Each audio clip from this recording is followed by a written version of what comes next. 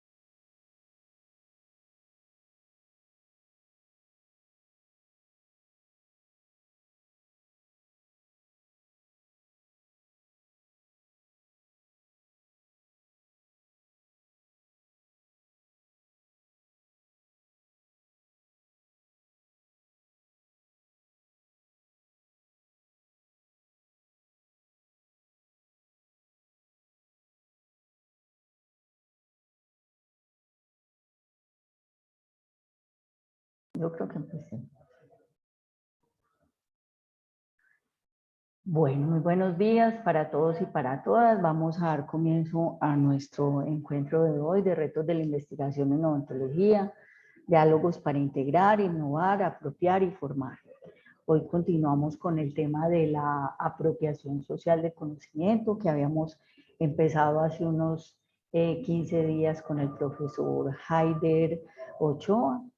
La idea es tener más pistas en torno a un tema que es fundamental para los procesos de la actividad investigativa en cualquier campo disciplinar, no solamente en el campo disciplinar de la odontología, porque la verdad la apropiación social de conocimiento a la luz de lo que se está proponiendo en torno, por ejemplo, a la medición de grupos, a la producción de grupos, se está convirtiendo en un reto, también en una estrategia y en una acción para todos los procesos investigativos.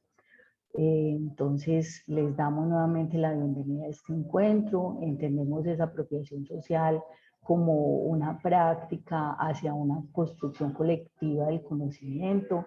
Sabemos que con la apropiación social propiciamos el intercambio de saberes, de experiencias, y lo más importante para nosotros es que entendemos que la apropiación social nos crea tránsitos entre la actividad investigativa y la interacción social, acercando la universidad al contexto e investigando en términos de pertinencia también no solamente académica, sino social, en torno a la resolución de problemas y necesidades a los que se puede aportar.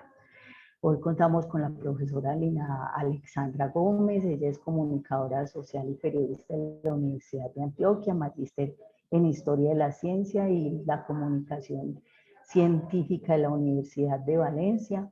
Desde 2007 ha trabajado en proyectos de comunicación y divulgación científica. Ella en la actualidad es la editora de la revista Experimenta, que muchos de ustedes la deben de conocer, es una revista de divulgación científica de la Universidad de Antioquia. También es docente de cátedra, consultora en comunicación científica.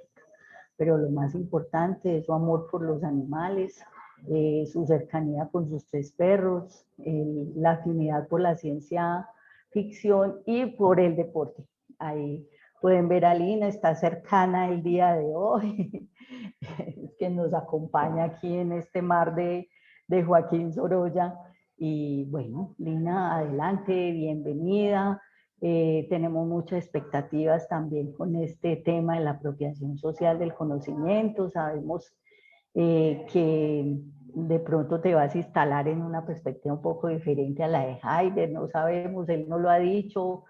Bueno, tenemos como muchas ganas de oírte, Lina. Muchas gracias por acompañarnos y bienvenida. Antes de comenzar, sí quiero decirles que hoy vamos a terminar un poquito más rápido porque estamos en la reunión intercomunidades y bueno, entonces vamos a terminar entre las 8 y cuarto de la mañana. Entonces, la profesora Lina nos va a hacer su exposición y vamos a pasar a un diálogo con ella, pero sí vamos a terminar rápido el día de hoy porque sabemos que profesores y profesoras de la facultad deben hacer un traslado hacia la discusión de lo de las prácticas colectivas.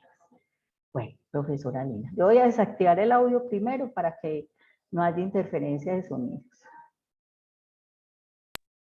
Bueno, muchas gracias, profe Sol Beatriz, por invitarme. Efectivamente, hoy estamos acá cerquita y pues creo que eso facilita de alguna manera también como poder conversar con más tranquilidad sobre este tema. Como les decía la profe Sol Beatriz, yo soy comunicadora social y todo el ejercicio de mi carrera profesional ha sido enfocado justamente en cómo se comunican diferentes proyectos de investigación, diferentes programas de investigación. Entonces eso pues me ha permitido estar como siempre del lado de la práctica de la divulgación y de la comunicación científica. De ahí surgió también pues como mi interés por hacer la maestría en este tema y en profundizar sobre esta práctica, ¿cierto? Sobre esta línea de la comunicación.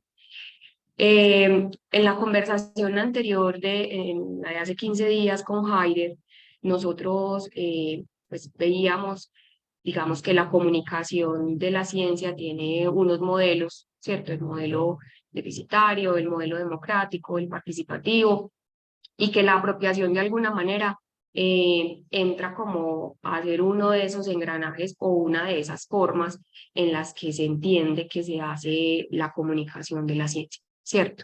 Partiendo pues de que la comunicación es un ejercicio de construcción de sentido colectivo en donde quienes intervienen en ese proceso tienen que tener unos códigos comunes, ¿cierto? Porque si no, no sería posible que se diera el entendimiento.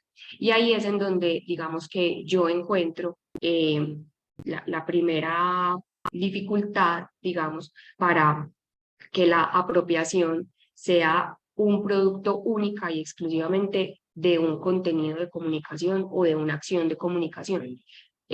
¿Por qué hago énfasis en esto? Porque, como lo decía la profesora Beatriz, el reto que tenemos con la apropiación es básicamente cómo se hace, ¿cierto? Y MinCiencias, a través de la medición de grupos, normalmente nos da una lista de cosas, ¿cierto? Como si fuera una lista de mercado, de si usted hace tal cosa, entonces está haciendo apropiación, si usted hace tal estrategia, está haciendo apropiación. Pero muchas veces lo que estamos poniendo, digamos, como a conversar o a construir sentido, son dos formas de comunicarnos muy distintas, ¿cierto?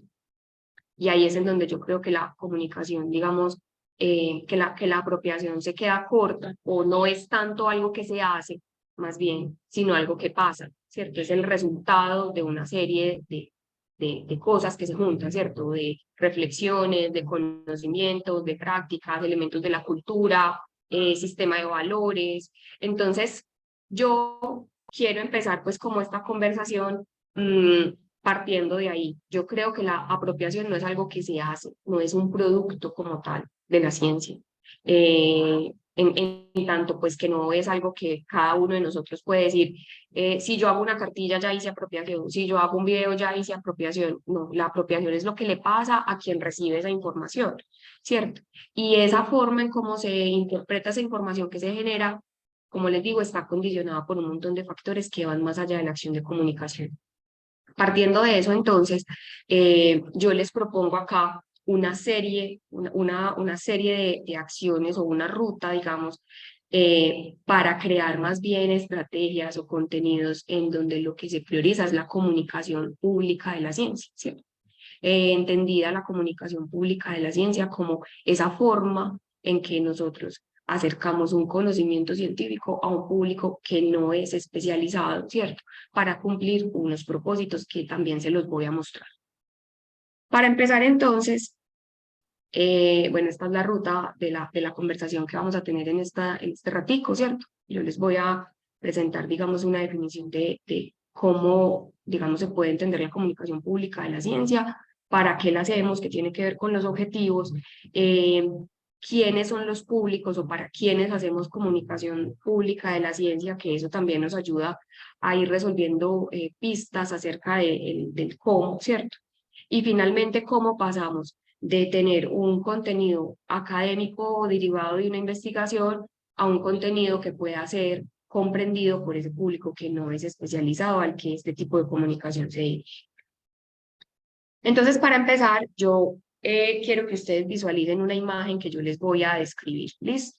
La imagen es la siguiente. Un ciclista. Un ciclista va con su uniforme de ciclista, toda su indumentaria, subiendo un cerro. Es un cerro como en una trocha. Se ve la montaña, se ve el sol, se ven las nubes. El ciclista se ve que va haciendo un esfuerzo porque la loma es muy empinada. Parece que ha estado lloviendo, entonces hay como unos charquitos de agua por ahí. En la lomita hay un cerco que separa, digamos, como un potrero de la trocha por donde él va subiendo. Él lleva además una maletica, ¿cierto? Como con algunos elementos. Eh, Se ve que vaya pues rendido. Con esta imagen que yo les que yo les acabo de describir, ¿cierto? Ustedes están haciendo en su cabeza una idea, ¿cierto? De ese escenario que yo les estoy pintando, ¿cierto? La imagen que yo les estoy describiendo es esta. Entonces yo quiero que ahí pensemos si lo que ustedes se imaginaron se parece a esto, ¿cierto? Lo más probable es que no. ¿Tiene los mismos elementos? Sí, porque yo les describí los elementos que están ahí, ¿cierto? La loma, el cerco, las nubes, la montaña, el ciclista con su uniforme, con su morral, ¿cierto? Pero la forma en cómo cada uno de ustedes se construyó esta imagen en la cabeza realmente se corresponde a esa, bueno, ¿y ustedes qué bicicleta pensaron? Si conocen de bicicletas, entonces habrán dicho, ah, no, pues es que si van a una loma muy empinada, tendría que estar usando una bicicleta de tal cosa. Eh, si es un ciclista joven, si es un ciclista mayor, si es un ciclista con experiencia, habrán pensado en un ciclista que conocen, ¿cierto? Cuando nosotros comunicamos la ciencia, lo que estamos haciendo finalmente es algo como es dotar, ¿cierto? De sentido algo que nosotros sabemos y que tenemos en la cabeza construido de una manera, pero que al comunicarlo, pues el otro lo reconstruye y lo reelabora a partir de lo que sabe, ¿cierto? Y a partir de los referentes que tiene, ¿cierto? Yo no sé, pues algunos pensaron en Nairo, en Egan, en Rigoberto, ¿cierto? Yo simplemente describí lo que hay ahí. Eso es lo que pasa cuando nosotros comunicamos la ciencia. entramos a conjugar, digamos, un montón de elementos que para nosotros son muy comunes porque estamos inmersos en ellos, pues para ustedes los científicos, ¿cierto? Pero para el que no es especializado, lo que hace es que escucha y lo que le resuena lo reinterpreta, ¿cierto? Y hay incluso cosas que no se adaptan o que no se absorben, por decirlo pues de alguna manera, porque si no tenemos un sistema de referencia para ello. Entonces, para entrar, digamos, como en la definición, ¿cierto? Hay un grupo de autores que propone la descripción de la comunicación de la ciencia con una metáfora, ¿cierto? Con la metáfora de escalar una montaña. Y en la medida entonces en que vamos teniendo distintos elementos o distintas herramientas para ese proceso de escalar como ellos lo describen, ¿cierto? Es que vamos alcanzando como ciertos niveles dentro del ejercicio de familiarizarnos con la ciencia o de la comunicación de la ciencia, ¿cierto? Hay una primera base en ese proceso de escalar esa montaña de conocimiento que tiene que ver con lo que se llama la alfabetización científica. La alfabetización científica es como esos conocimientos base que cualquier persona debería tener para poder comprender la ciencia, ¿cierto? Ejemplo, que astrología y astronomía son dos cosas diferentes, ¿sí? Que si yo digo átomo, no estoy hablando, yo no sé, de perros, sino que la gente pueda entender qué es un átomo. Y si yo le hablo luego de moléculas, la gente conozca la definición de moléculas, ¿cierto? La alfabetización científica es un poquito eso que ocurre en la escuela, o que la escuela intenta hacer de alguna manera, entregándonos esos conocimientos básicos acerca de ciertos temas científicos en donde se supone que todos deberíamos tener ese mínimo de conocimiento, ¿cierto? Pero cuando ya llegamos, digamos, o ya logramos tener ese conocimiento de base, la comunicación nos empieza a entregar otros medios, ¿cierto? O empezamos a través de la comunicación a desarrollar otras habilidades que nos permiten escalar, ¿cierto? Entonces, los contenidos de comunicación que se generan finalmente son escaleras que nos permiten ir ascendiendo o que nos permiten ir llegando de nivel. Se vuelven medios también para eso, ¿cierto? Y en la medida que vamos subiendo, entonces ya vamos desarrollando otras actividades, actitudes, ¿cierto? Otras habilidades que nos permiten acercarnos a ese conocimiento. Pasar ya no simplemente de la alfabetización, sino de comprender qué significa la ciencia, comprender, por ejemplo, cómo se produce el conocimiento científico, de dónde viene el conocimiento científico. Y a partir de esa comprensión, entonces aparece luego la posibilidad de participar o de comprometerse con ciertos asuntos de la comunicación científica.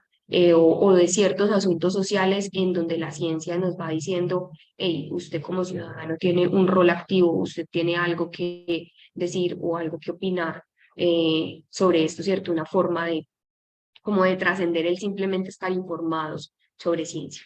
Pero estos mismos autores lo que proponen al final es que todo este ejercicio de comunicación de la ciencia, o sea, dotar de habilidades, dotar de herramientas, proponer actividades y generar ese diálogo que hace que la gente finalmente se enrolle o se comprometa o participe de, lo que nos va a permitir es llegar como a un nivel de cultura científica. Entonces, ya cuando hablamos de cultura científica, estamos hablando de que la ciencia es algo que está permanente dentro de nuestra práctica social, que es un poquito ahí lo que la misión de Sabios, cuando nos votó el concepto de comunicación, de apropiación social del conocimiento en Colombia al filo de la oportunidad, quería decir. Eso es como lo que uno más o menos puede inferir en ese informe, ¿cierto? Cuando ellos decían que esperaban que la ciencia se volviera endógena, ¿cierto? A través de iniciativas, estrategias de apropiación social del conocimiento, lo que uno puede inferir finalmente es que todo esto que la misión de Sabios proponía era finalmente que fuésemos una sociedad basada en el conocimiento, ¿cierto? En donde la cultura científica estuviera también de manera permanente, pues, en nuestro hacer y en nuestras formas de pensar.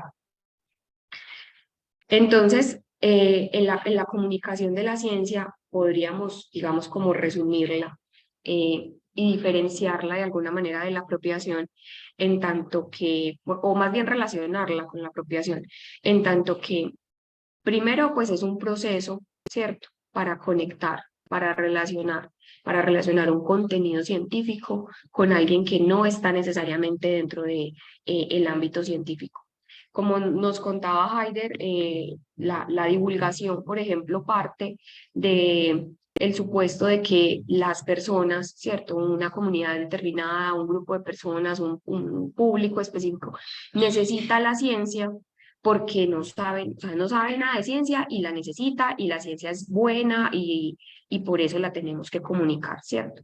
Eh, yo siempre he pensado pues como que esa es una visión un poquito mesiánica y evangelizadora como de la ciencia, ¿cierto? Como que todo el mundo debería saber de ciencia porque la ciencia es buena porque, ajá, y sabemos pues que la ciencia tiene unos retos, tiene unas incertidumbres, ¿cierto? Que también pues hay que comunicarla. Entonces, ese proceso de relacionar no es como para volver a la gente al lado de la ciencia, sino para decirle, mire, esta es una forma de entender el mundo. Y hasta ahora es la que entendemos y la que tenemos que mejor resultados nos da, ¿cierto? Porque nos permite volver sobre sí, cuestionarnos, repensarnos, y nos ha permitido construir la sociedad que tenemos ahora. Carl Sagan, que me imagino pues que ustedes lo han escuchado mencionar, en El mundo y sus demonios, que es digamos como un ensayo muy amplio acerca de cómo definitivamente la ciencia debería empezar a incrustarse dentro del tejido social para ir trascendiendo los mitos, ir trascendiendo la superstición, la pseudociencia y en este momento las fake news, por ejemplo. Eh, Él menciona que vivimos en una sociedad que es profundamente dependiente de la ciencia y la tecnología, pero muy poca gente sabe de ciencia y tecnología. Entonces, ahí es en donde la comunicación dice, la comunicación como una acción humana que genera sentido para la ciencia, finalmente termina siendo un proceso en donde terminamos relacionando, ¿cierto? Un conocimiento que generamos a través del método científico, a través de unas prácticas científicas, con personas o con un grupo, con un público que no está relacionada con él, pero que debería estar relacionada con él por alguna razón específica, ¿cierto? Y aquí entonces aparece otra cosa supremamente importante. Sí o sí, en la comunicación de la ciencia tenemos que conectar a los científicos y a los no científicos, porque si no, pues el ejercicio quedaría extraño y quedaría sujeto a las interpretaciones que estamos viendo ahora, ¿cierto? En donde no es necesariamente, digamos, que tenga que ser con científicos y no científicos, porque el científico es el que tiene toda la verdad, todo el conocimiento, sino porque el conocimiento sí podría explicar de dónde viene, ¿cierto? ¿Cuál es la razón? ¿Por qué hoy sabemos algo y mañana ese algo que sabemos puede cambiar, evolucionar, transformarse, ¿cierto? Y ahora pues hay muchos generadores de información que no necesariamente son generadores de conocimiento y que circulan información eh, a diestra y siniestra, que estamos viendo pues como las dificultades que eso genera. Entonces, esa es la primera parte, ¿cierto? Hablar de comunicación de la ciencia significa que quienes están del lado de la generación de conocimiento también estén involucrados en ese proceso. Y implica también que otros factores, más allá de la acción de comunicación, más allá del contenido o de la estrategia que nosotros pensemos, pues están incluidas dentro de eso, ¿cierto? Lo que les mencionaba ahorita.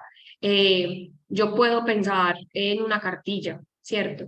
Pero si yo no tengo presente, bueno, esta gente lee, esta gente sabe leer, la va a leer y qué va a pasar después de que la lea. O yo voy a decir, no, pues es que yo voy a hacer más bien un video. Bueno, y ese video, ¿cómo lo van a ver las personas? ¿Tienen acceso a una pantalla? No, es que queremos, que por ejemplo hace muchos años me pasaba, Lina, queremos hacer una estrategia y queremos usar las redes sociales y no sé qué. Entonces, bueno, y la gente tiene acceso a Internet.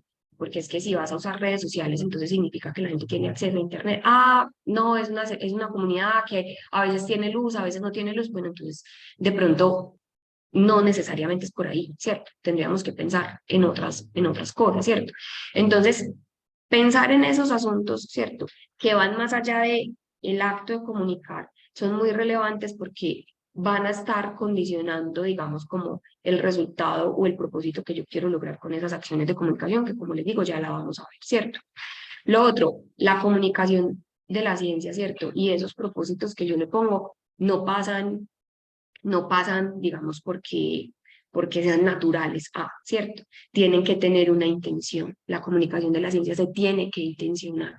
Eso tiene que tener un propósito. Si no, sería muy complejo saber si sí es o no es. Cuando yo hice la maestría e hice mi trabajo de grado, yo hice una revisión de de lo que los grupos de investigación de 5 universidades del país habían registrado en la plataforma de MinCiencias en la primera medición de grupos que incluyó apropiación social del conocimiento como productos de apropiación social del conocimiento. Entonces, en esa ventana súper grande de cosas que podían meter, había, por ejemplo, cursos virtuales, ¿cierto? Que se ponían como contenidos tipo páginas web. Y ahí era, digamos, como la pregunta, bueno, pero esto tiene el propósito de ser un contenido de clase o esto tiene el propósito de ser un contenido de divulgación y de apropiación. Ahí digamos que la conclusión a la que yo llegué es que muchos de esos contenidos se metieron ahí sin tener claridad realmente de si eran o no eran, ¿cierto? Sino como que, pues sí, yo tengo una clase y está en una página web, entonces la pongo, ¿cierto? Pasó muchísimo, eran demasiados productos con esas características, con esas cosas muy ambiguas, que uno decía, bueno, por ejemplo, aparecían los semilleros de investigación ahí. Entonces uno decía, bueno, los semilleros son una iniciativa de apropiación social o son una iniciativa de formación científica. Y la clave, digamos, para resolver el asunto, desde lo que dicen los estudiosos y desde la práctica también es, ¿cuál es la intención que tiene ese contenido? ¿Cierto? Y esa intención es la que finalmente va a determinar si sí es un contenido de comunicación o si no es un contenido de comunicación, si es un contenido pedagógico, es un contenido educativo, es un contenido de formación, ¿cierto? Que cabe dentro de otra expresión de la ciencia, pero pues que no tiene estos mismos intereses, ¿cierto? Y finalmente, de la comunicación de la ciencia también podemos decir que incluye muchos medios, muchas herramientas y que no tiene que tener un solo propósito. Es decir, cabe desde una cartilla hasta un monólogo científico, hasta una puesta en escena, cabe una presentación, demostración pública, ¿cierto? Solo que nosotros pues estamos como más familiarizados con unas formas pues más tradicionales de la comunicación, ¿cierto? Entonces vamos a dar una charla, vamos a hacer el video, vamos a hacer el artículo divulgativo, vamos a salir en medios de comunicación. Eso también vale, pero pues ahora hay muchas iniciativas. Yo no sé si ustedes han escuchado de una que se llama Baila tu tesis. Entonces, son estudiantes o casi siempre de doctorado, ¿cierto? Que a través de una puesta en escena con un baile cuentan en qué consiste su tesis. Y eso, pues ahí uno dice, sí. O sea, si el propósito que se tiene con eso es comunicar y a la vez entretener, ¿cierto? Ser cercanos, si el público lo admite en el sentido de, pues es un público que puede ir a este tipo de presentaciones, entonces vale, ¿cierto? Pero si queremos hacer la cartilla, pues también vale desde que pensemos muy bien, ¿cierto? Todos los elementos que nos implica, por ejemplo, realizar ese tipo de contenidos. A ver, que esto no pasa ya. Listo. Entonces, ahora, ¿cierto? ¿Para qué hacemos comunicación de la ciencia? ¿Para qué? Yo sé que puede sonar pues muy obvio, ¿cierto? Pero pensar en los objetivos que queremos lograr con ese ejercicio de la comunicación de la ciencia, ¿cierto? Con esa, pensar en el para qué. Nosotros queremos comunicar un resultado de investigación a un público que no es científico, ¿cierto? Que no son nuestros pares. Lo que nos va a ayudar es a darle pistas o dar una ruta de cómo esa comunicación se debe dar. ¿Cierto? Yo qué elementos entonces tengo que tener presentes a la hora de pensar, sí, yo lo que quiero es que la gente simplemente se entretenga, entonces, listo, baila tu tesis o hago un monólogo o hago un video de TikTok, por ejemplo, ¿cierto? O si lo que yo quiero es generar opinión sobre algo, entonces ahí va variando. Entonces, les describo aquí pues como lo que se puede, digamos, tener como bases o como propósitos de esos ejercicios de la comunicación de la ciencia. Lo primero es que uno puede decir, yo con este contenido, yo hablando de este proyecto, quiero generar conciencia sobre este tema. Generar conciencia significa explicarle a la gente las implicaciones que tiene ese tema, ¿cierto?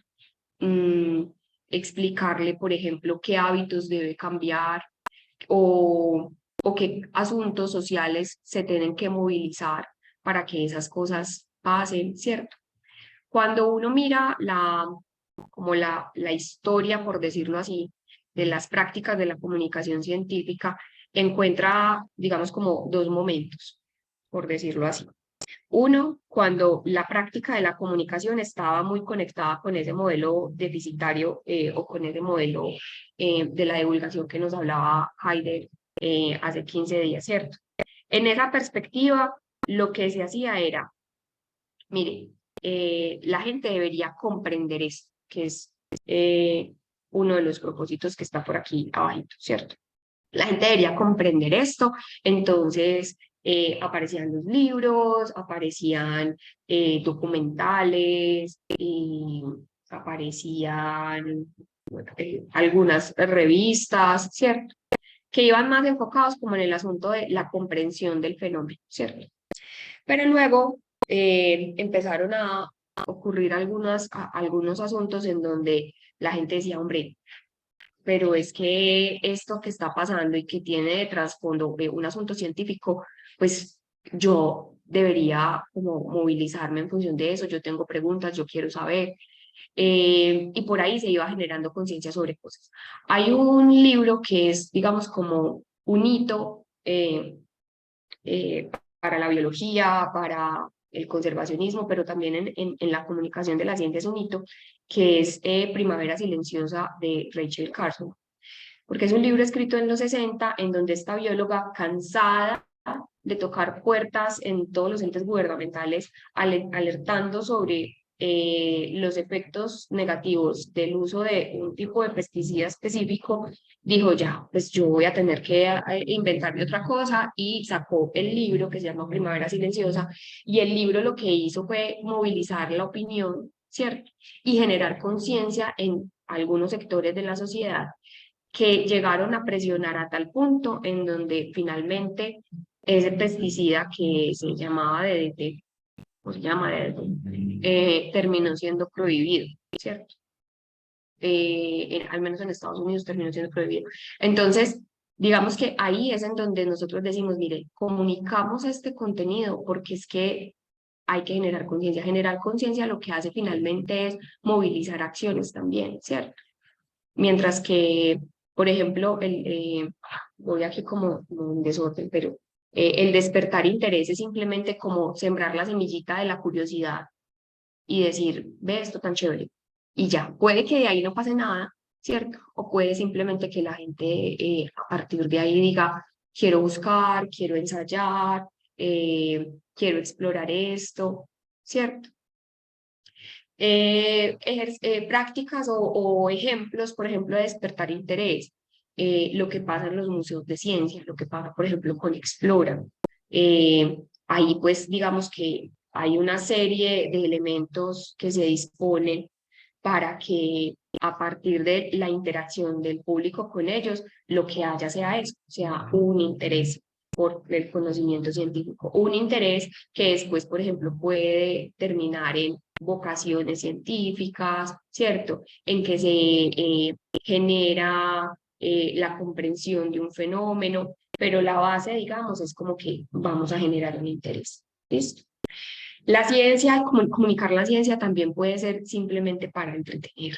Y yo sé que eso puede parecer extraño, eh, pero cuando pensamos en este propósito de la comunicación, yo siempre pienso, por ejemplo, en las series de documentales, tipo Cosmos, tipo, no sé si ustedes lo conocen, un programa también de Nat Geo que se llama La Ciencia de lo Absurdo, que son programas en donde lo que se hace es, mire, aquí le vamos a mostrar un contenido científico, sí, pero queremos es que usted, mientras que se lo ve, pase un rato chévere. Si de ahí para allá se detonan otras cosas, que usted comprende, que usted se interesa, ¿cierto? Que a partir de este contenido alguien resolvió ser, yo qué sé, astrónomo, biólogo, físico, médico, odontólogo, está bien, ¿cierto? Pero el propósito básico de algunos contenidos es básicamente entretener. Eso también lo vemos mucho en este momento en las plataformas digitales, en los medios digitales. Hay muchos divulgadores que están usando las redes sociales, ¿cierto? TikTok, Instagram, YouTube, para generar contenidos en donde, claro, hablamos de ciencia, pero hablamos de ciencia con el enfoque del entretenimiento, que la gente en los minutos que está pegado a la pantalla pase un rato chévere. Eso es, y es válido y está bien, ¿cierto? Ahora, facilitar la comprensión de un fenómeno, ¿cierto? O de un asunto, para eso también hacemos comunicación de la ciencia. Dependiendo de lo que nosotros queramos que la gente comprenda, pues ya por ahí se activan, digamos, como diferentes mecanismos. Es decir, queremos facilitar la comprensión de un asunto, listo, entonces vamos a escribir un artículo divulgativo sobre esto. Vamos a hacer un video donde se explica tal tema. Vamos a hacer una charla, ¿cierto? Porque es que identificamos que hay un grupo de personas que debería comprender mejor tal asunto, entonces vamos a ir donde ellos a contarles esto y lo vamos a hacer a través de esta vía. Entonces, eso también lo podemos procurar, ¿cierto? Y aquí, como les digo, pensar en el objetivo está muy relacionado en luego pensar en el cómo, ¿cierto? En el canal o en el medio a través del cual vamos a lograr eso, ¿cierto? En algunos casos también hay que hablar de la comunicación de la ciencia para explicar los riesgos que tiene la misma ciencia, ¿sí? Para explicar cuáles son esas incertidumbres que tiene la ciencia y explicar, digamos, eso qué implica socialmente. Hay, digamos, eh, casos o temas en donde esto se ve claro, ¿cierto? Cosas que antes no pasaban, explicar, por ejemplo, los efectos adversos de un medicamento, ¿cierto? Explicar, por ejemplo, por qué un plan de alimentación no le sirve a todo el mundo, por qué es necesario consultar con un experto. Ahí es en donde decimos, hay que hablar de los riesgos que tiene la ciencia y que tiene, digamos, el conocimiento científico circulando de alguna manera. También hablamos de la ciencia o hacemos ejercicios de comunicación de la ciencia porque necesitamos generar opinión, ¿cierto? Y que esa opinión pues esté basada efectivamente en información científica, en el conocimiento científico para que sobre esa base se puedan tomar decisiones.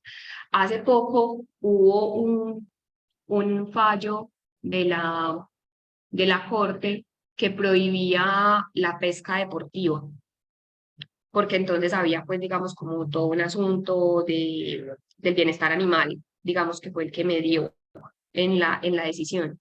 Y muchos biólogos, ingenieros ambientales, de una empezaron a decir, hey, es que la pesca deportiva, pues sí, tiene unos asuntos del bienestar animal, pero es que hay animales que son invasores, que afectan otros ecosistemas y que el ecosistema no lo regula por sí mismos. Entonces, ahí la Corte que, pues como que ahí ese fallo carece efectivamente de unos argumentos científicos y ellos empezaron a poner sobre la mesa todos los argumentos científicos para decir, hombre, de pronto por aquí no era, ¿cierto? Lo mismo, por ejemplo, con los hipopótamos, que es un debate largo, ¿cierto? En donde lo que se necesita es que circule no solamente, pues digamos, como la información de, bueno, ¿y qué está significando un hipopótamo suelto por el Magdalena? Bueno, muchos hipopótamos sueltos por el Magdalena, sino también eso en términos de ecosistema, ¿cierto? De afectación a las personas, eso también, que eso, cuando la gente empieza a decir, ay, pobrecitos los hipopótamos, o no, sí, matan a todos los hipopótamos, ahí lo que la ciencia debería hacer es decir, mire, sobre esto, lo ideal es que tengamos en cuenta esta información que viene del conocimiento científico, ¿cierto? Para que esa opinión pues sea una opinión informada. ¿Por qué se genera opinión o por qué es necesario en algunos casos generar opinión? Pues porque la opinión finalmente moviliza las agendas sociales, ¿cierto? Moviliza políticas públicas, moviliza debates, ¿cierto? Y moviliza también, pues, finalmente a la gente. Entonces, ahí es uno de los asuntos de los que nos podemos ocupar, dependiendo, pues, también del tema que nosotros abordemos. Obviamente, habrá temas en donde no es necesario, pero habrá otros en donde sí, ¿cierto? Como les mencionaba ahorita, también podemos comunicar la ciencia para despertar vocaciones científicas, y ahí efectivamente también eso nos lleva a pensar en acciones muy distintas. Puede ser que alguien haya resuelto una carrera científica porque pues leyó un cuento y dijo yo quiero ser como este personaje, ¿cierto? O porque vio un personaje en una película, o porque, yo qué sé, se familiarizó de alguna forma como con eso, ¿cierto? Pero hay otras prácticas en donde efectivamente el interés está puesto en que después de que alguien, casi siempre pues personas jóvenes o niños, se conectan con este contenido, lo que se busca es eso, que haya, digamos, un interés la, eh, sí, porque se resuelva, digamos, por una carrera científica. En la Unión Europea, parte de las metas del programa Horizonte 2020 eran justamente esas, que hubiese más jóvenes que se resolvieran por carreras STEM. Y luego de eso, cuando empezaron, digamos, como todo ese camino para promover la formación, ¿cierto?, en carreras STEM dentro de la Unión Europea, se encontraron además que no era únicamente decir, sí, que estos pelados quieran ser médicos, ingenieros, físicos, biólogos, etcétera, sino que además también se disminuyera la brecha de género en la participación en la ciencia. Y esto, digamos, es muy clave porque históricamente, pues la ciencia ha sido un campo dominado por los hombres con una mirada masculina y estudios muy recientes han señalado además que esa mirada no ha sido muy benevolente con ciertos asuntos, eh, por ejemplo, de la salud femenina. Sí, hay una periodista británica que se llama Caroline Criado Pérez. Ella tiene un libro que se llama La Mujer Invisible y es un libro dedicado a recopilar investigaciones de muchos ámbitos, ¿cierto? Investigaciones desde la planificación urbana hasta la salud, hasta la salud laboral, por ejemplo, en donde ella dice, aquí hay una brecha de datos de género. Es decir, hay conocimiento que se hace excluyendo las mujeres. Entonces, cuando comunicamos la ciencia también, pensando en que ese ejercicio de comunicación puede motivar no solamente vocaciones científicas, sino vocaciones científicas para que haya más mujeres generando conocimiento, estamos apuntándole de alguna manera a que esos aspectos en donde todavía no hay no solo participación, sino mucho conocimiento sobre cómo un medicamento, cómo el diseño de una silla, cómo el diseño, recientemente ella publicó un estudio sobre una investigación hecha en Reino Unido sobre el porcentaje de personas que se quedaban atrapadas en accidentes de tránsito. Y decía, la mayoría de las personas que se quedan atrapadas en accidentes de tránsito en Reino Unido son mujeres. Y eso tenía que ver con el diseño del vehículo, ¿cierto? Y luego también esa misma investigación, pues ese mismo grupo de investigadores decían cuál es el tratamiento que se les da a las mujeres luego de esos accidentes. Resulta que a las mujeres se les demora más en rescatarlas, en sacarlas, pues cuando están atrapadas. Cuando llegan al hospital, en algunos casos no les administran, por ejemplo, anticoagulantes, unos que todo eso es a partir de los datos, ¿cierto? En este caso, pues que es como la especialidad de ella. Pero a lo que voy es comprender, digamos, que se necesita además comunicar la ciencia para que ese sesgo de género que hay en la investigación se reduzca, va a significar efectivamente pues que la mitad de la población del mundo tenga también mejores condiciones de vida.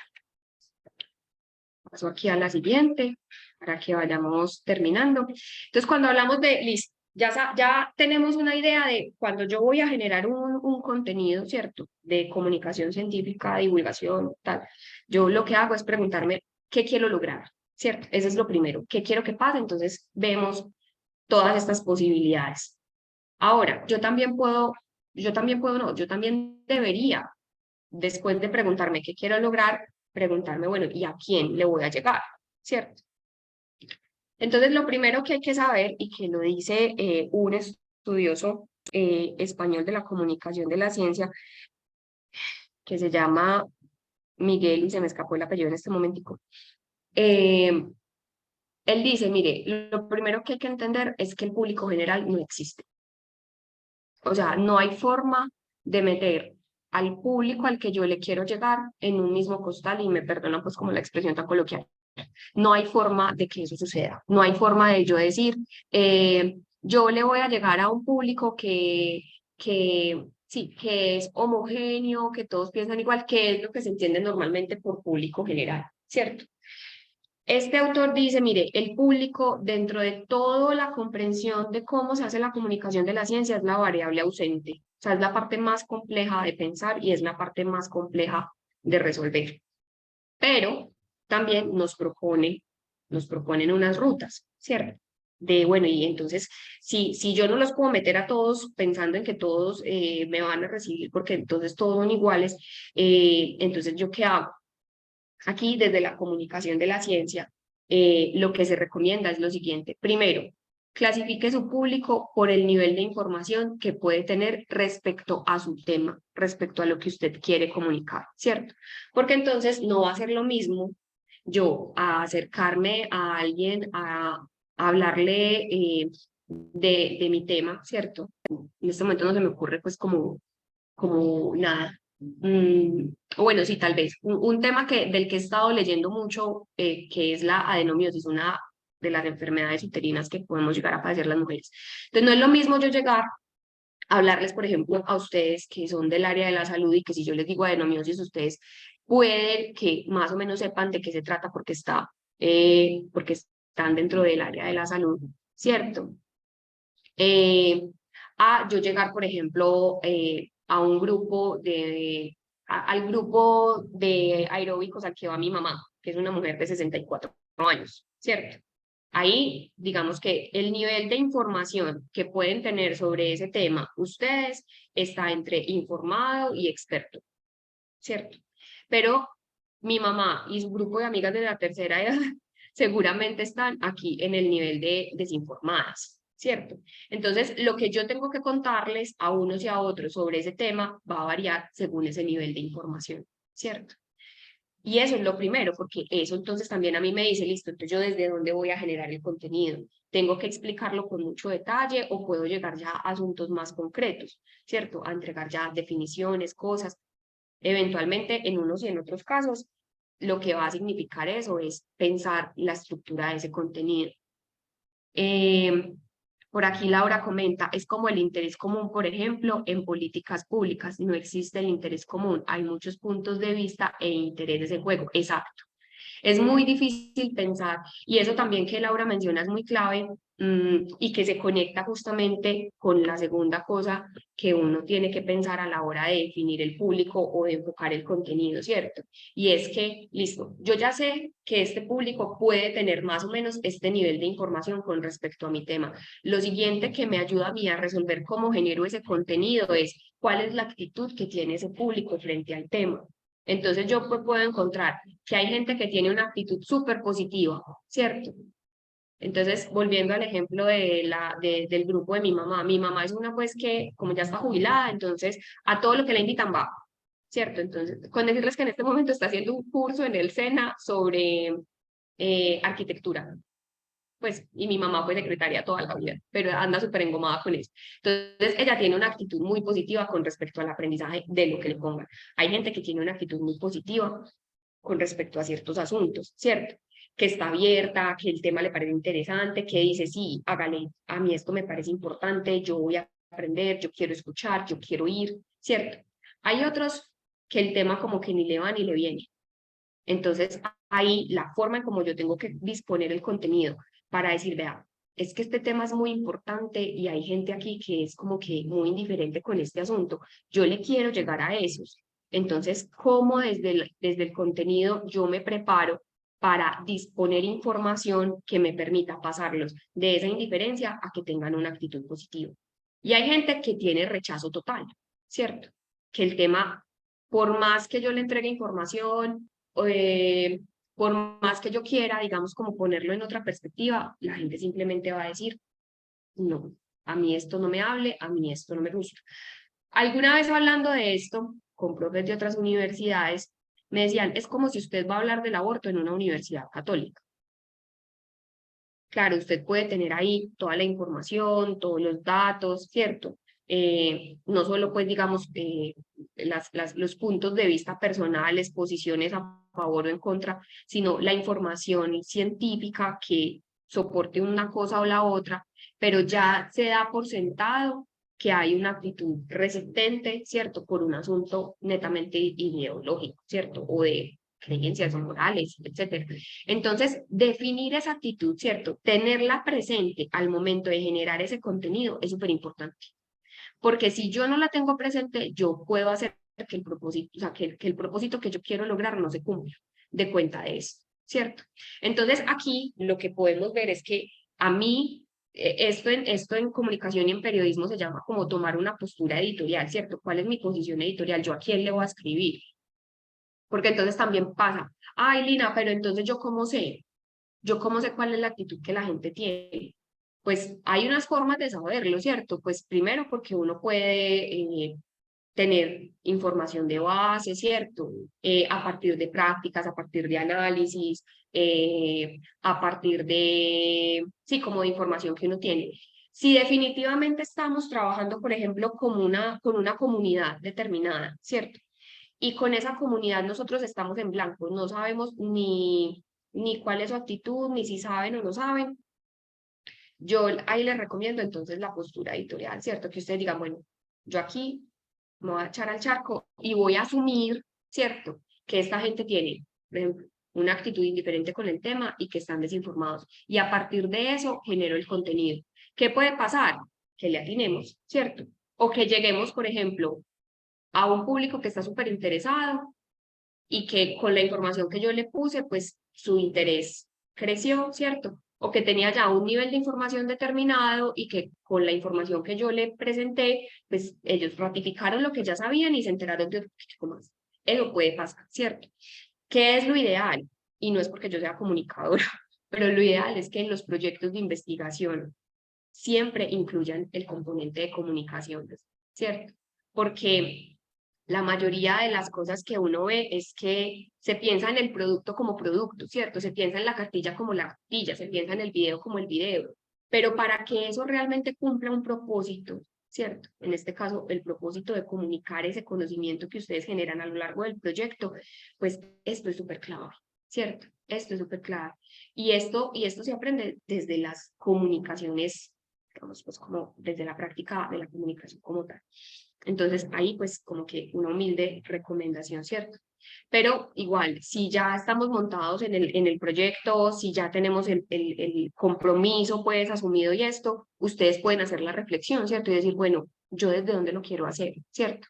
Desde partir de que yo le voy a hablar a alguien que de esto no sabe nada o que ya más o menos tiene información porque son personas que vienen, yo qué sé, trabajando con nosotros en proyectos de tales características, entonces ya más o menos saben, o es un grupo de estudiantes, o en fin, ¿cierto? Y resolviendo la actitud, porque entonces no es lo mismo yo decir, bueno, voy a generar un contenido para que esta actitud me cambie, esta actitud negativa me cambie, a decir, yo voy a ratificarles a estos que siempre están listos, dispuestos y tal, este mismo tema. Y ahora entonces ya para ir terminando, pensemos en los cómo, ¿cierto? Entonces ya vimos, para generar ese contenido necesitamos resolverle o definirle un propósito, ¿cierto? ¿Yo qué quiero lograr? Tenemos que pararnos desde la perspectiva del público y es pensar, bueno, ¿yo a quién le voy a escribir? O yo a quién le voy a comunicar este conocimiento. Y ahora ya pasamos a resolver cuál es el canal o cuáles son los medios que vamos a utilizar para esto. Y aquí a mí me gusta mucho esta página que se llama IFL Science, que le cambiaron el nombre hace poco porque era muy largo, y es una página que empezó una chica y era I fucking love science, una expresión pues como muy coloquial también. Ellos hacen divulgación generan contenidos y todos los contenidos que generan son a partir de artículos científicos, ¿cierto? Entonces, este ejemplo que publicaron en mayo, ¿cierto? ¿Podría el trasplante de popó ser el secreto de la eterna juventud? Entonces dice, pues como que hay un estudio en ratones que más o menos se aproxima al asunto. Este artículo que ellos titularon de esta manera viene de esta investigación, ¿cierto? Que habla acerca de transferencia de microbiota fecal entre ratones jóvenes y adultos. Mostró pues que hay unas, ¿cómo se dice? De reverse, me escapa la traducción, pero como que hay un retroceso en algunos marcadores de la edad en los ojos, en el cerebro y no me acuerdo. Entonces, esto es como que, bueno, ¿cómo pasamos de los títulos científicos, de los artículos y de las investigaciones que nosotros tenemos, que son de 5 renglones, súper técnicas, escritas para que nos lea el par evaluador, a algo que la gente va a leer y va a hacer clic, o que la gente va a leer y va a conectar de una con una cosa que le va a llamar la atención y lo va a querer conocer, ¿cierto? Entonces, pues ahí hay unas pistas, ¿cierto? Lo primero es que tenemos que volvernos como a la base de la generación de cualquier contenido, ¿cierto? Y es que tenemos que delimitar muy bien cuál es la idea principal que nosotros queremos comunicar, ¿cierto? Y piensen en esa idea principal como la respuesta a la siguiente pregunta. ¿Yo qué quiero que la gente aprenda después de relacionarse con mi contenido? Entonces, ¿yo qué quiero que la gente aprenda después de ver el video, después de ver la cartilla, después de estar en mi charla? ¿Cierto? Eso se traduce en una idea. Entonces, normalmente aquí también lo que sucede es que decimos, ay, yo quiero que la gente aprenda la importancia del agua en la navegación. Por decir un ejemplo, pues también así muy escueto. Póngalo todavía más explícito. Yo quiero que la gente aprenda que el agua es clave para que cualquier tipo de embarcación se pueda desplazar de un punto A un punto B. Y por eso el agua tiene que tener estas características y la embarcación tiene que tener estas características.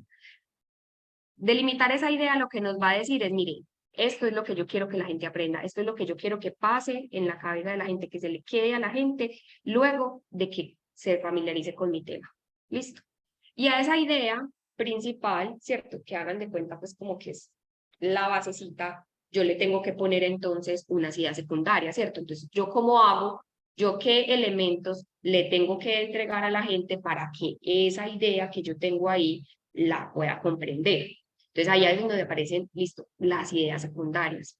¿Cómo podemos construir esas ideas secundarias? Bueno, ahí me toca decir, bueno, ¿qué conceptos yo sí o sí le tengo que explicar a la gente para que me entiendan esa idea principal, para que eso que yo quiero que aprendan efectivamente se les quede? Entonces, ahí lo tengo que agregar. Listo. Yo qué información definitivamente no puedo omitir, pero cuál información sí puedo omitir, porque pues tengo que priorizar el contenido, ¿cierto? Tampoco voy a decirles, vaya, léase pues el libro completo o el artículo, el paper completo, tengo que priorizar. Entonces, bueno, ¿qué ideas descarto, qué ideas no descarto, ¿cierto? ¿Qué datos tengo que entregar? Datos que ayuden a enganchar, a ponerle contexto, a dimensionar, por ejemplo, la información que yo les quiero presentar, ¿cierto?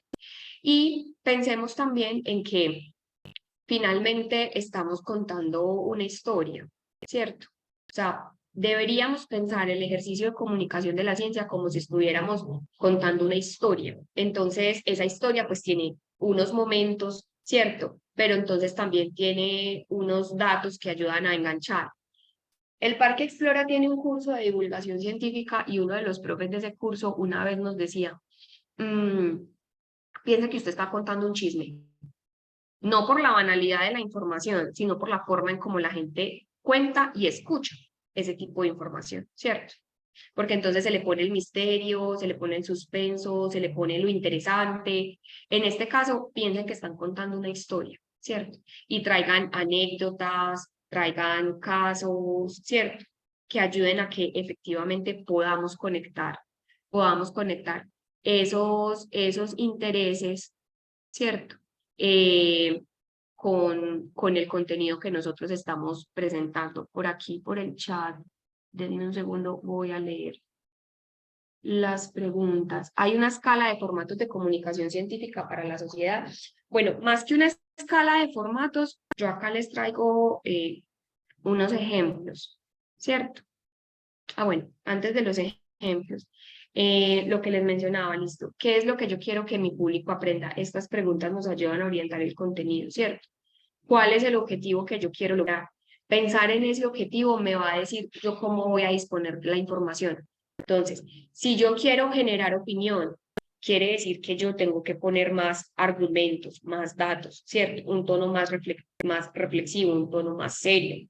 Pero si lo que yo quiero es entretener, porque mi público es un público joven, un público infantil, entonces ya eso me implica a mí poner la información de otra manera, ¿cierto? Identificar cuál es el público, porque entonces volvemos a lo mismo. Si el público tiene interés, si es un público abierto, si es un público que está dispuesto a escuchar, entonces yo puedo llegar con ciertas herramientas desde ciertas perspectivas. Si no, entonces me toca usar otras, ¿cierto? Y pensar en el modelo de la comunicación, en tanto lo que Heider nos contaba la vez pasada, ¿cierto? Yo quiero que la gente simplemente reciba la información que es el modelo deficitario y que está bien, no pasa nada, ¿cierto? Los libros, las revistas, los documentales están, digamos, dentro de ese modelo de la comunicación, de la ciencia, o yo quiero que la gente participe, yo quiero que la gente esté acá involucrada, entonces eso me implica a mí también pensar en otro tipo de actividades. Acá en los formatos que pregunta el profe, yo les muestro algunos, ¿cierto? Esto, por ejemplo, es una infografía, ¿sí? Y si ven, es un gráfico de barras.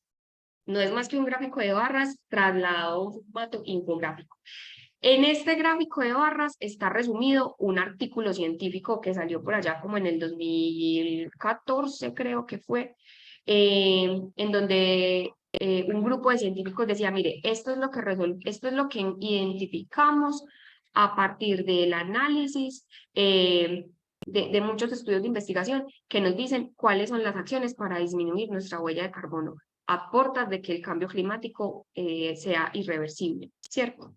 Entonces, esto es un gráfico de barras, ¿cierto? Que resume la investigación completa y es muy sencillo de entender, ¿cierto? Esto está hecho, digamos, como para que cualquiera, digamos, pues lo pueda entender. Aquí, esta página que es Pictoline, ellos a veces tienen unos descachecitos, pero normalmente son muy precisos, pues como con la información que comunican. Entonces, formatos. Una infografía puede ser, por ejemplo, un muy buen formato, ¿cierto? Obviamente tenemos los formatos escritos, como los que les mostraba ahorita de iBook Love Science, que funcionan. Yo no sé si este reproduzca bien acá. Este, por ejemplo, es un formato muy interesante, es un formato relativamente nuevo que se llama monólogo científico. Recoge, digamos, técnicas de los monólogos teatrales, ¿cierto? Y de lo que ahora se llama el storytelling, pues como el contar las historias, ¿cierto? Y surgió en Reino Unido, ¿cierto? Uso la palabra cierto. Gracias, muchas gracias ahí por la recomendación, Miguel. Este video, bueno, no sé si tengamos tiempo, dura 3 minuticos. Si no, yo más bien se los dejo con la profe Sol para que ellos se lo compartan. Ella habla de un tema súper científico, un tema súper ladrilludo, ¿cierto? Que es el sistema inmunológico aplicado al embarazo. Pues como, ¿cómo se explica que el sistema inmunológico se desactive del cuerpo durante el embarazo de las mujeres? Y cuenta una historia, ¿cierto? Y a través de esa historia ella explica pues cómo es el fenómeno. Y bueno, y acá entonces hay también unos referentes, el que les decía, el Cooking of Science, Conversation es una plataforma de comunicación también muy chévere para que la tengan como referente. Ellos se especializan en contenidos escritos, pero la principal característica es que quienes escriben no son periodistas, a diferencia, por ejemplo, de esto. Los que escriben son investigadores, son científicos, que están acompañados detrás de un equipo editorial pero el propósito de esta plataforma es hacer divulgación, es hacer comunicación de la ciencia para un público que está interesado en temas de ciencia, ¿cierto? Porque la plataforma pues tiene una connotación netamente científica, pero lo hacen de una manera pues también como muy cercana. Y esta es una iniciativa local de la que yo hago parte, en donde también hacemos divulgación de la ciencia pensada para gente que le gusta el asunto, pero que no tiene mucha información sobre el asunto. Entonces, yo pues espero como que por aquí les hayan, digamos, como surgido, o más bien se les haya entregado algunas herramientas más pensadas como en el cómo, ¿cierto? Ahí voy yo con mi muletilla. Pensadas más como en el cómo se hace, ¿cierto?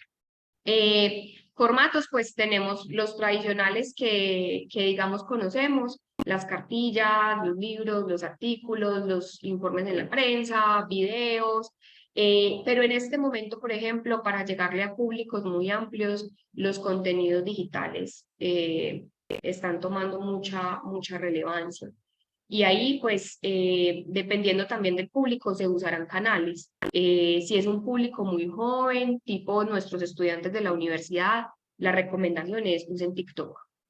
Los pelados están ahí, están en TikTok, ¿cierto? Pero si es un público más adulto, entonces pensar en contenidos que circulen por WhatsApp, que ahora pues en esta campaña electoral estamos viendo que es lo que más se está moviendo, o sea, entendieron la forma en cómo circula la información a través de esa plataforma y por ahí se está generando, pues digamos, como, sí, mucha información. Entonces, dependiendo del público, pues también por ahí. La ventaja, por ejemplo, de WhatsApp es que nos facilita múltiples formatos, ¿cierto? Desde infografías, porque es una sola imagen, hasta audios. Entonces, ahí, por ejemplo, aparecen también los podcasts, que los podcasts están como resucitando, por decir así, el formato sonoro, que no nos limita a un radio como tal, ¿cierto? Sino que podemos tener en nuestro dispositivo, en nuestro celular, esos contenidos. Y en la búsqueda, por ejemplo, de podcast van a encontrar que hay podcasts de divulgación científica de cualquier cantidad de temas, ¿cierto? Desde temas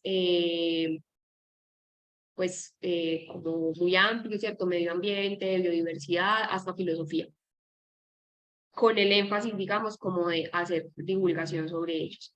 Entonces, en formatos, pues hay muchos. Si hay una escala, digamos, para medir la efectividad de los unos y los otros, no, la efectividad no necesariamente depende de los formatos, depende de cómo se planifique el contenido, lo que les mencionaba hace un momento, pensar en el público, pensar en el propósito, eso es lo que nos va a decir, nos va a ayudar, digamos, como a determinar si el contenido, si nos fluye o no nos fluye.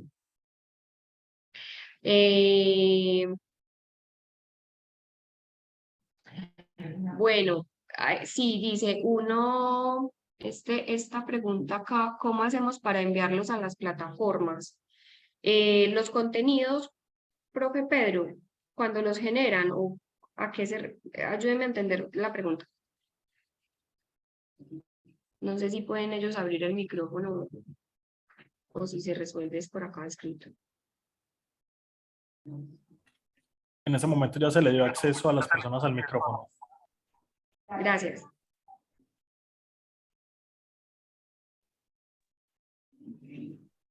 Pedro. Sí, la pregunta es, ¿cómo funciona para nosotros enviar, digamos, un trabajo, algo a estas plataformas que comunican con el público? Porque nosotros no tenemos, digamos, esa experticia de cómo lo hacemos. Para nosotros como profesores, enviarle a una comunicadora para que nos haga unos formatos adecuados a un público objetivo. ¿Cómo funciona esto? ¿Es cobrando, no cobrando? No sé cómo funciona, porque la verdad no sé. Gracias. Listo. Bueno, es como varias cosas. Una es que las redes sociales no tienen un costo, digamos, como de base, ¿cierto? Ustedes pueden crear su cuenta de TikTok o la cuenta, pues, para el proyecto, por ejemplo, de TikTok. y hacer el video y montar, ¿cierto? Lo que implica el video es tener esa preparación previa y tener el acceso pues como a unas herramientas que faciliten la generación de ese video. Cuando ustedes piensan dentro de sus proyectos que van a hacer unos videos, ustedes les asignan normalmente un presupuesto. Para este tipo de contenidos, lo ideal es que también tengan, si no un presupuesto, al menos sí una asesoría con comunicaciones de la facultad, con comunicaciones de la universidad, para que ese contenido se pueda generar de la manera pues correcta.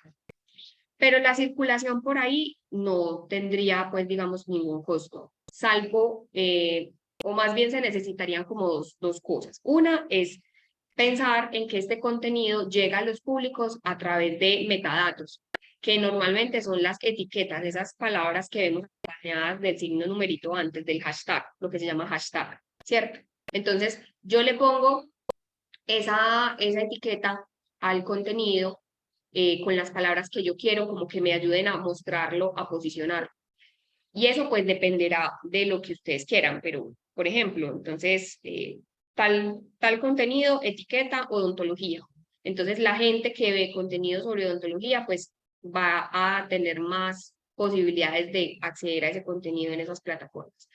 Ahora, también algunas plataformas, Instagram y Facebook, son las que yo pues más conozco desde esa perspectiva, permiten pautar. Ahí tienen un costo y esa pauta es para que efectivamente alcance a un público que tiene unas características que yo delimito. Son públicos que las plataformas permiten delimitar a partir de edades, ubicación pues geográfica e intereses. Entonces la plataforma te dice, bueno, ¿de qué rangos de edades? Ah, de tal edad a tal edad. ¿En dónde? Ah, en Medellín, en Antioquia, en Colombia, en toda Latinoamérica. ¿Y con qué intereses? Ah, que le hayan dado me gusta a la página de la universidad, que le hayan dado me gusta a la página de la Facultad de Odontología, que hayan dicho que les gusta, yo qué sé, tales cosas. Él tiene, digamos, como unas áreas que les ayuda a filtrar. Eso tiene un costo. Normalmente no son costos muy altos. La pauta para posicionar esos contenidos pues no es muy costosa. Entonces, eso puede pasar. Si hablamos de textos escritos para presentarlos, por ejemplo, a The Conversation, o por ejemplo a la revista Experimenta, que es la que yo edito en la universidad, pues es como el procedimiento básico para presentarse a cualquier revista. Leamos como los criterios editoriales, qué características tienen y se presentan normalmente. En The Conversation sé que no cobran por la publicación. Tienen es como unos filtros editoriales normales, como cualquier publicación, pero no tiene pues como ningún costo. En la otra, en la de IFL Science, ellos se basan en artículos sobre todo, pero no conozco muy bien pues como cómo sea su modelo editorial. Otra forma de posicionar contenidos es pues en la prensa local, ¿cierto? Y en la prensa local lo que normalmente hacemos es que entregamos boletines de prensa. Un boletín de prensa es un contenido ya más informativo, o sea, noticioso, y en las noticias lo que uno hace es responder las preguntas básicas. ¿Qué ocurrió? ¿Cierto? ¿Cómo ocurrió? ¿Cuándo? ¿Quiénes participaron? ¿Dónde? ¿Y por qué? ¿O para qué? Esos boletines de prensa uno los puede preparar con el apoyo de comunicaciones también, o pues también en el caso hay unos profes que se vuelven muy hábiles con este tipo de cosas, entonces también los hacen ellos mismos, y se comparten con los periodistas y ya pues los periodistas con unos criterios editoriales del medio resuelven si sí lo circulan o no. ¿Yo qué les diría? Que se animen a usar contenido, redes propias o sí, contenidos propios, porque las redes nos dan la posibilidad de llegar a un público muy amplio, sin decir pues que son los que están todos en el mismo costal, no es un público general, sino un público pues que es muy amplio. Y hay una red social que se subestima a veces mucho, que es Twitter. Twitter es una muy buena red social para comunicar contenidos científicos. Muchos periodistas, por ejemplo, que siguen temas de ciencia, están pendientes de los científicos que están en Twitter para rastrear temas, entonces por ahí también puede haber opción. Creo que ya me extendí mucho. No sé si hay más preguntas o si ya podemos terminar por acá. Evelina, yo sí tengo una pregunta. Y tiene que ver cómo medimos esos impactos, cómo nos acercamos a conocer que lo que estamos comunicando públicamente está siendo apropiado. Sí, esa es una muy buena pregunta. En Colombia, Maloca, en Bogotá, hizo una batería de indicadores de apropiación social del conocimiento hace algunos años. Pero es una batería de indicadores que, como les decía, va más allá de la acción de comunicación, o sea, va más allá de medir si la gente leyó la cartilla o no, ¿cierto?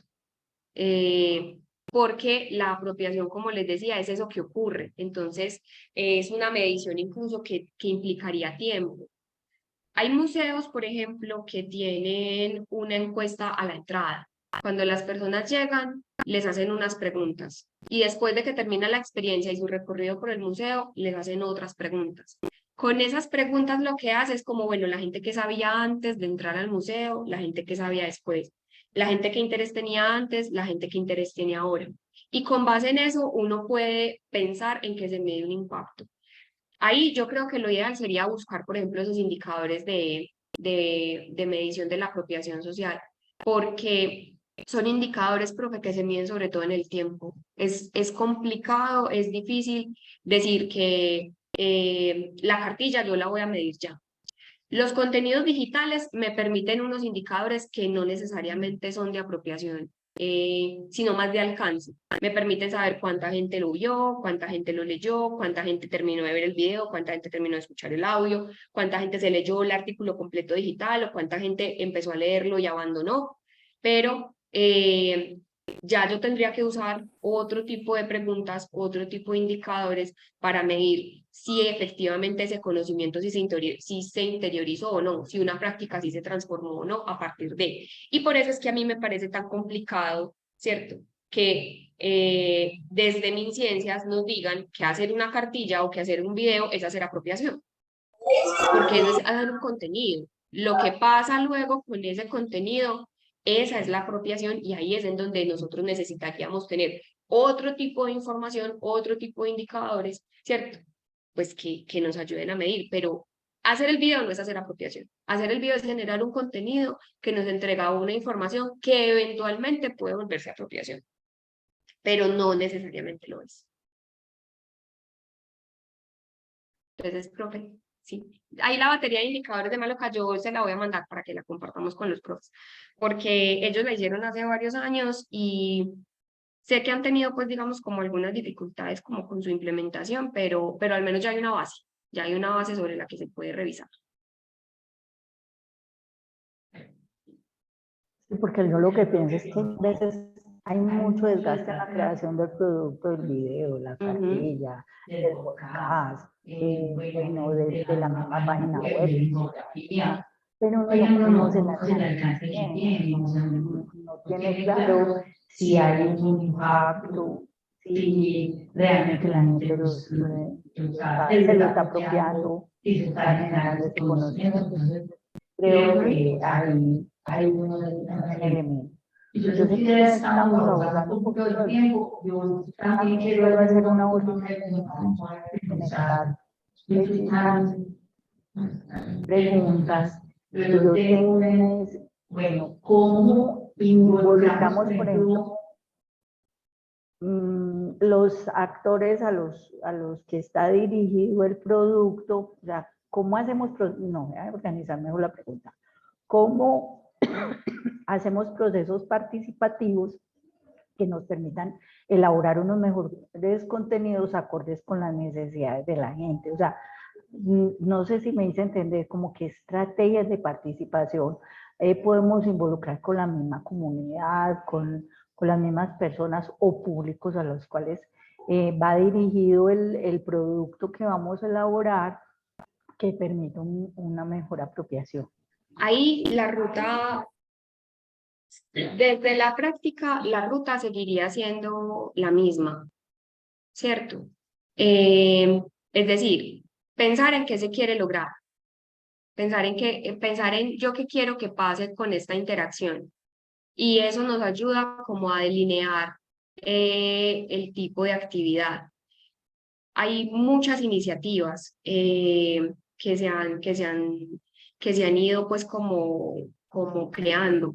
Una de esas, por ejemplo, son como las demostraciones públicas o demostraciones por fuera de los laboratorios de lo que ocurre o de cómo se podría describir como cierto fenómeno, cierto, o cierta actividad o cierto contenido. Entonces, eso es una de las cosas que también ayudaría mucho pensar bueno, esto que yo quiero comunicar, que está en el ámbito muy específico, porque ocurre, yo que sé, a nivel muy chiquitico o a nivel de laboratorio, yo cómo lo puedo sacar. Y ahí implica, por ejemplo, con la participación, implica casi siempre pensar en que es necesario trasladarnos a las puestas en escena. Pues no quiero decir como que hay que hacer una obra de teatro, que todos nos tenemos que volver clown, ¿cierto? Pero sí decir, bueno, si yo esto quiero que la gente se involucre, pues más allá de decir voy a hacer un taller, voy a hacer un coloquio, voy a hacer tal cosa, significa que yo tengo que hacer una puesta en escena de esto, tengo que disponer de unos elementos para que esto ocurra. Implica mucha creatividad, o sea, implica también como sacudirnos un poquito y salirnos de la comodidad que nos ha dado las prácticas tradicionales de la comunicación y pensar en nuevos formatos. Con los públicos es súper clave identificar el público. Si es un público infantil, uno puede decir, bueno, es un público que tiene mucho interés, pero está desinformado porque la característica de su edad nos puede decir eso, ¿cierto? No tiene mucha información, pero tiene mucho interés. Aunque hay temas de temas, ¿cierto? Los niños de ahora se saben, por ejemplo, los nombres de todos los dinosaurios, con las características de cuál era el más grande, el más chiquito, el más no sé qué, entonces ahí uno puede decir, bueno, estos ya tienen una información sobre este tema, entonces ¿yo qué puedo hacer? Ah, bueno, voy a hacer una exposición, una galería de fotos y ellos van a ir pasando por la galería de fotos y le van a ir poniendo el nombre al dinosaurio y con base en eso tal cosa, ¿cierto? Esa es una de las formas, pero la participación yo creo que implica, o sea, no me atrevería a decir como que haya un formato específico o unos formatos específicos para promover la participación, ¿cierto? La participación está en la medida en que yo la planifique así, en que yo plantee unas rutas en donde la gente me va a hablar y yo efectivamente voy a interactuar con ella. Por ahí es por donde estaría pues como esa posibilidad.